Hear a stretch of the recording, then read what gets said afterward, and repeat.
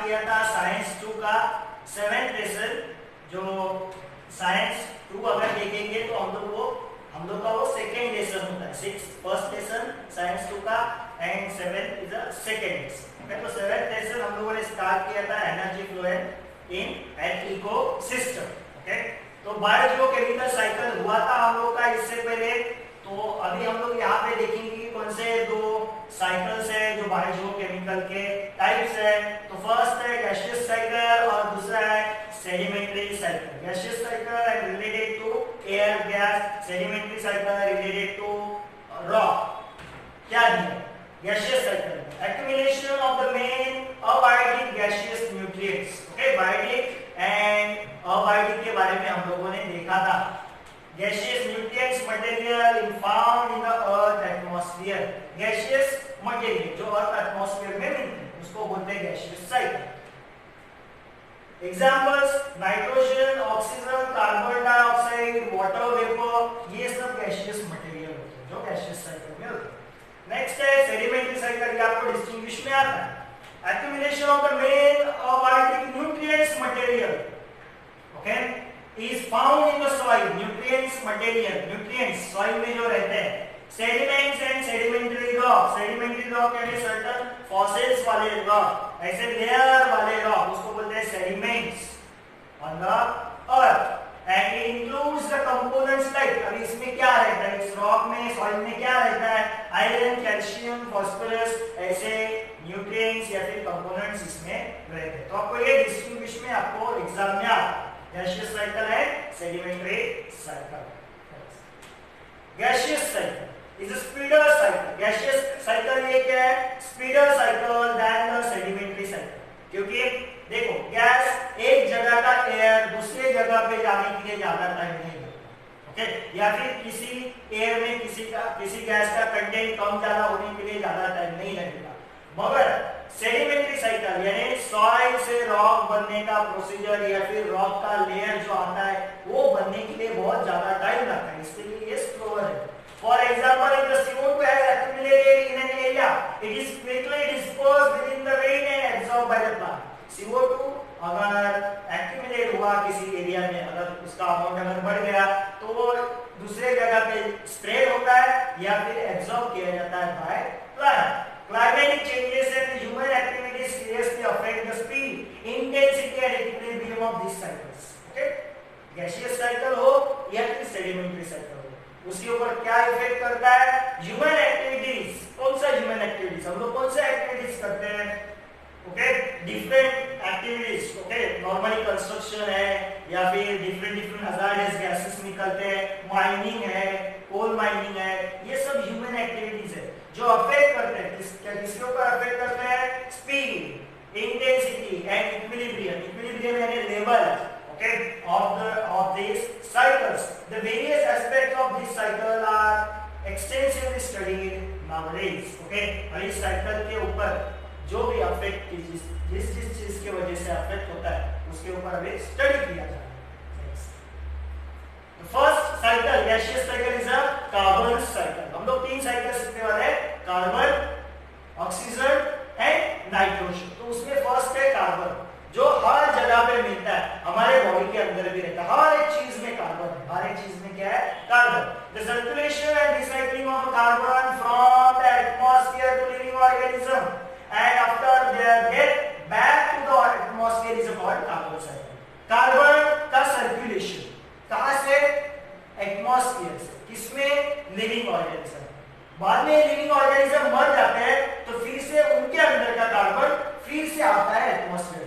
यानी atmosphere to living organism यानी abiotic factor to biotic factor and फिर से biotic factor to abiotic factor, that is a atmosphere. उसको बोला, ये सर्कुलेशन जो है उसको बोला जाता है carbon cycle. Abiotic carbon atoms are circulated and recycled into biotic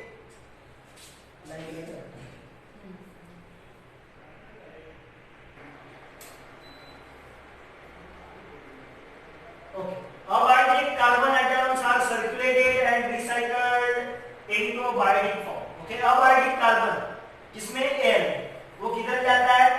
biotic में, यानी प्लांट्स एनिमल्स के अंदर जाता है। Mainly through the photosynthesis and plant क्या करते हैं? फोटोसिंथेसिस। हम लोग क्या करते हैं? रेस्पिरेशन। तो एटमॉस्फेयर का अबायोटिक कार्बन हमारे अंदर आ गया, यानी बायोटिक फॉर्म में आ गया। Hence the carbon cycle is one of the important of biogeochemical cycle. यहाँ पे देखो, आपको एक चार्ट दिख रहा है, ओके? अभी कहाँ से कार्बन डाइऑक्साइड निकलता है? फैक्ट्री से निकलता है, ओके? फॉसिल फ्यूल्स को जलाते हैं हम लोग, उससे निकलता है। रेस्पिरेशन ऑफ एनिमल से कार्बन डाइऑक्साइड निकलता है। हम लोग जब रेस्पिरेशन करते हैं तो बाहर जो एयर छोड़ते हैं उसमें कार्बन डाइऑक्साइड का अमाउंट ज्यादा रहता है, ओके? अभी ये सब कार्बन डाइऑक्साइड कहाँ पे जाता है? एब्जॉर्प्शन इन वाटर, वाटर में एब्जॉर्ब होता है। रेस्पिरेशन इन प्लांट, प्लांट उसको एब्जॉर्ब करते हैं, ओके? तो ये सब यहाँ पे दिया हुआ है। Plants converts the carbon dioxide. Plants क्या करते हैं? एयर से कार्बन डाइऑक्साइड लेते हैं into carbon by process of photosynthesis. Plant अपना फूड बनाते हैं, क्या क्या यूज करते हैं? उनके अंदर ये ग्रीन पार्ट रहता है, उसको बोलते हैं क्लोरोफिल। और क्या लेते हैं? वो पानी लेते हैं रूट से। और क्या लेते हैं? सनलाइट लेते हैं एंड कार्बन डाइऑक्साइड। इन सब का यूज करके प्लांट बनाते हैं उनका food, which is in the form of carbohydrate. Similarly they produce the carbon compounds like protein, fats also. और ये प्लांट क्या बनाते हैं? Carbon compounds like protein and fats. Herbivores feed upon सब प्लांट। हर्बिवोरस यानी प्लांट्स को खाने वाले एनिमल या फिर इंसेक्ट। वो किसके ऊपर फीड है? प्लांट के ऊपर। किसको खाते हैं? प्लांट को खाते हैं। Carnivorous feeds upon the herbivores. Carnivorous किसको खाते हैं?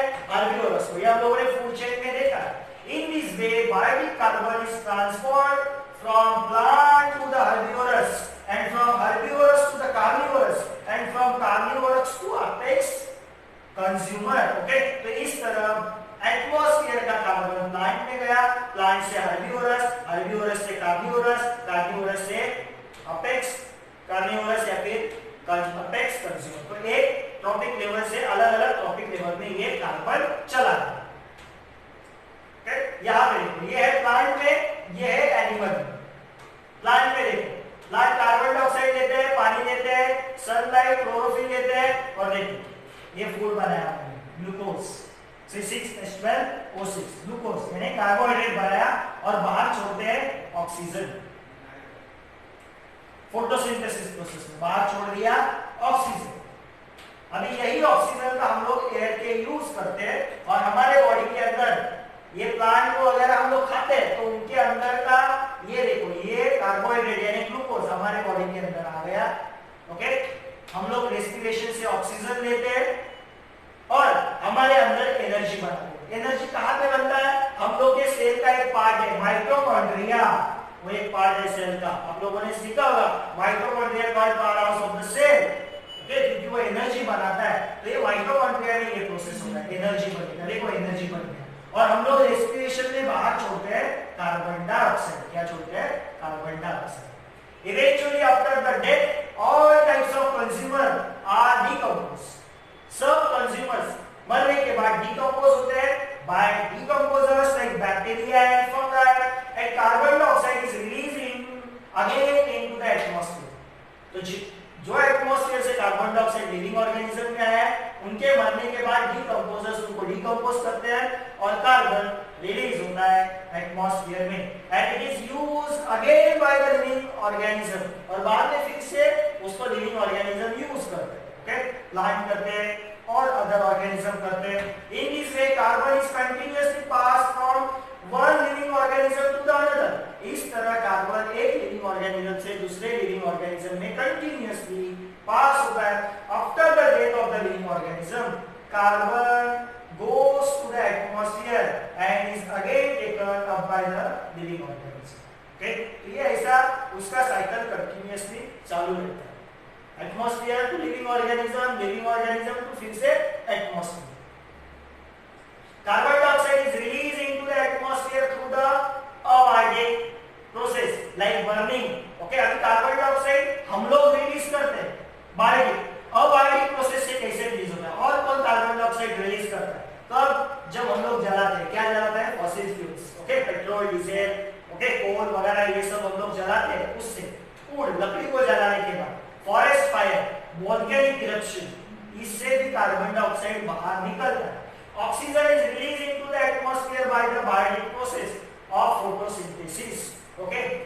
ऑक्सीजन एटमॉस्फेयर में कैसे जाता है, जब प्लांट फोटोसिंथेसिस करते हैं तब वो ऑक्सीजन बाहर छोड़ते हैं, and CO2 through the respiration, और हम लोग क्या करते हैं, कार्बन डाइऑक्साइड बाहर छोड़ते हैं रेस्पिरेशन से।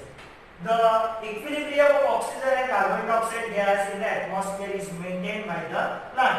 तो ये लेवल जो है इक्विलिब्रियम यानी लेवल इसका ऑक्सीजन एंड कार्बन डाइऑक्साइड का वो कौन मेंटेन करता है, प्लांट मेंटेन करता है। इसके लिए हम लोग को ज्यादा प्लांटेशन करना जरूरी है, ज्यादा से ज्यादा ऑक्सीजन मिलने के लिए।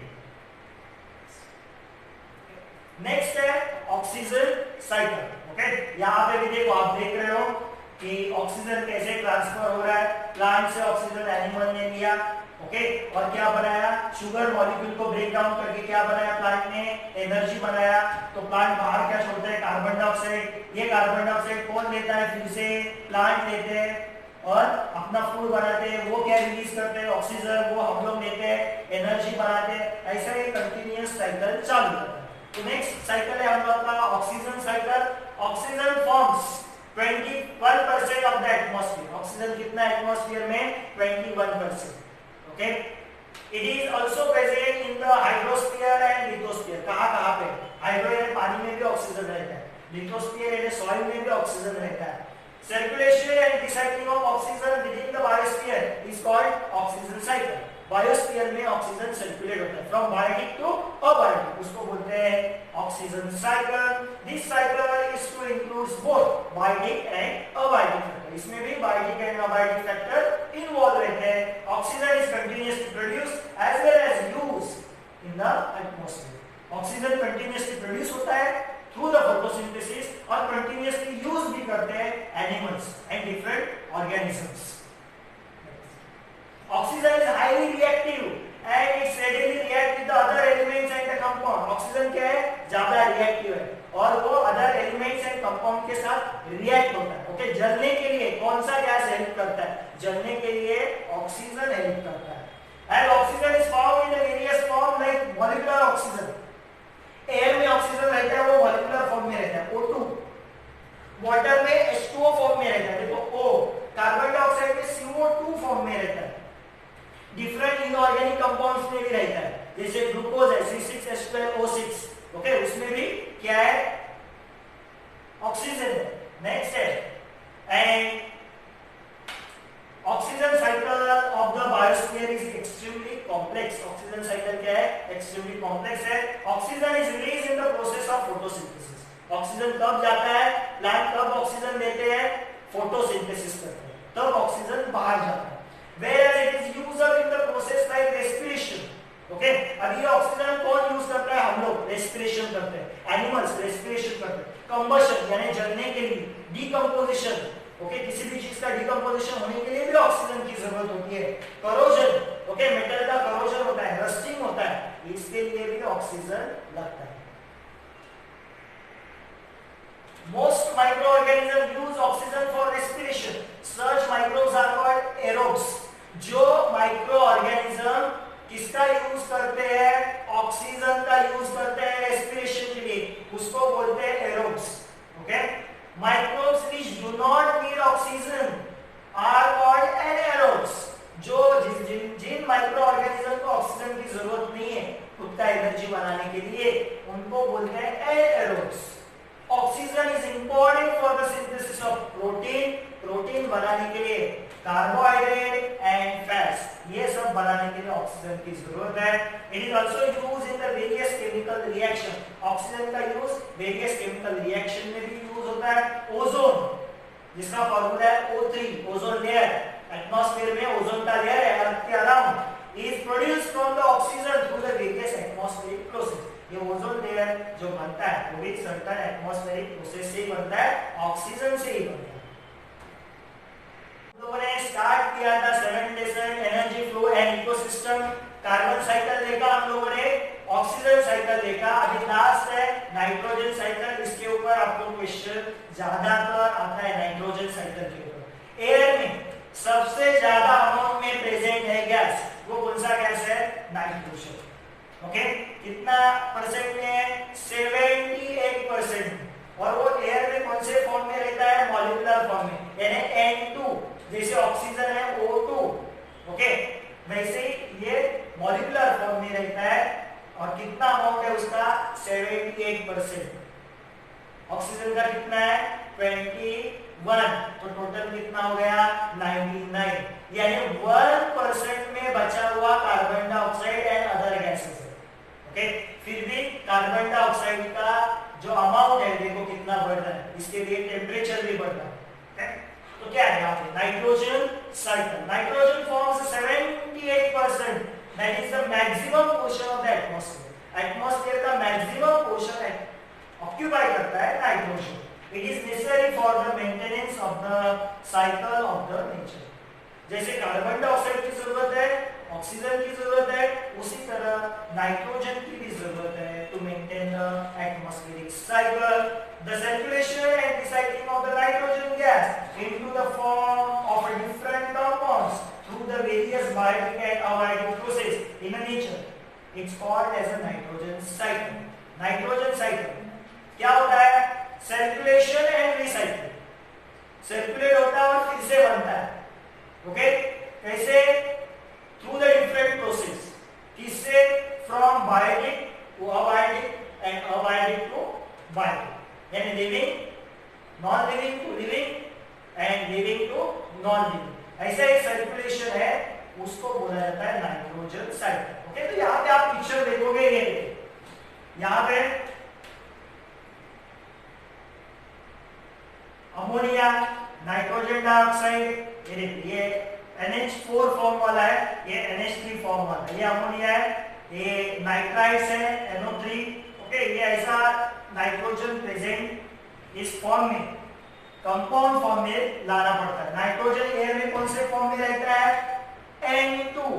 वो नाइट्रोजन कोई भी डायरेक्ट ले नहीं सकता, तो उसको ऐसे इस कंपाउंड फॉर्म में लाना पड़ता है। NO2, नाइट्रेट, नाइट्राइट्स ऐसे फॉर्म में लाना पड़ता है। ये नाइट्रेट्स है, नाइट्राइट्स है। ओके, ये अमोनिया फॉर्म है। तो इस फॉर्म में, कंपाउंड फॉर्म में, उसको किसी ना किसी से जोड़ना पड़ता है, तो ही उसको हम लोग कंज्यूम कर सकते हैं।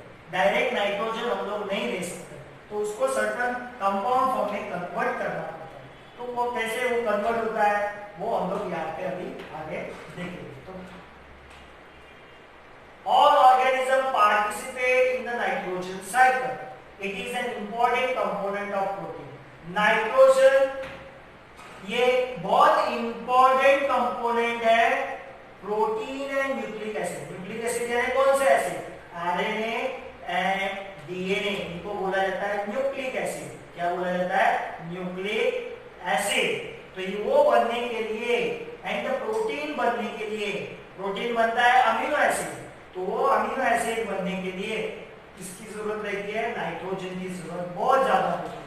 As compared to the other element, it is inactive and does not easily combine with the other elements.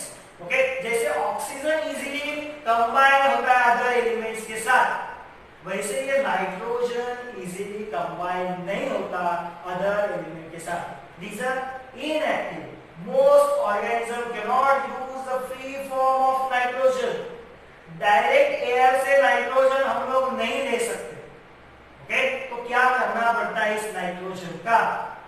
Important process of the nitrogen cycle. क्या क्या इंपॉर्टेंट प्रोसेस है नाइट्रोजन साइकिल के? तो फर्स्ट है नाइट्रोजन फिक्सेशन। नाइट्रोजन को fix किया जाता है। फिक्स किया जाता है यानी क्या किया जाता है?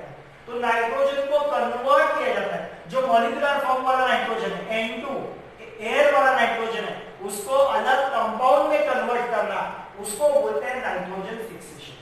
कन्वर्ट्स द मॉलिक्यूलर फॉर्म वाला नाइट्रोजन, ओके, N2 या फिर gaseous nitrogen into the different compounds, उनको बोलते हैं नाइट्रोजन फिक्सेशन। क्या दिया? Conversion of nitrogen into nitrates and nitrites through the atmospheric, industrial and biological process. तो ये नाइट्रोजन कन्वर्ट किया जाता है नाइट्रेट्स एंड नाइट्राइट्स में, NO2 NO3 में कन्वर्ट किया जाता है डिफरेंट प्रोसेस। एटमॉस्फेरिक प्रोसेस है, industrial and biological process. Environment में भी अपने आप वो कन्वर्ट होता है।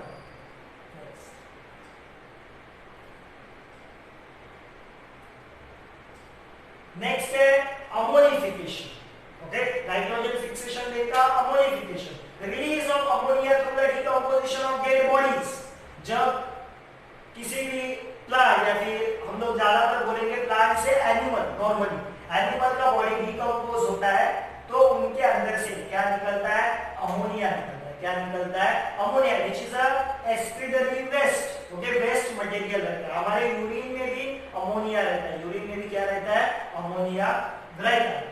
नेक्स्ट है नाइट्रिफिकेशन। नाइट्रिफिकेशन यानी क्या, ये तब आपको एक्सप्लेन करने के लिए आते हैं एग्जाम। नाइट्रिफिकेशन यानी क्या है, conversion of ammonia into nitric acid. अभी अमोनिया जो निकला है डेड बॉडी से या फिर एक्सक्रीटरी वेस्ट से, यूरिन से निकला है, उसको कन्वर्ट करेंगे अमोनिया को into nitrate, nitrites and nitrate, nitric acid से sorry into the nitrites and nitrate, NO2 and NO3 form में उसको कन्वर्ट किया जाता है। नेक्स्ट है डीनाइट्रिफिकेशन। डी यानी क्या, ब्रेक करना। डी यानी क्या, ब्रेक करना, यानी नाइट्रेट्स नाइट्राइट्स जो बने उनको फिर से ब्रेक किया जाता है। Conversion of nitrogen compound into nitrogen gas.